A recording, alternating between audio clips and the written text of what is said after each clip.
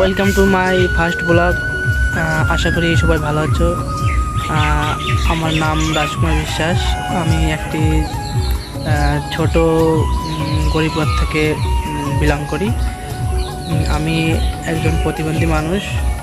সবার সাপোর্টে এবং ভালোবাসায় সবাই আমার পাশে থাকো, এটুকু আশা করি। আমাকে সবার মধ্যে পৌঁছে দাও। পড়াশোনার দিক থেকে বলতে গেলে আমার গ্র্যাজুয়েশন কমপ্লিট।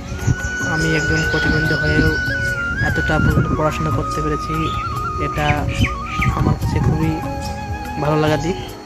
আশা করি সবাই আমাকে সাপোর্ট করবে, পাশে থাকবে। আমার বাকিটা জীবন আগে যেটা হয়ে গেছে সবটা শেয়ার করব।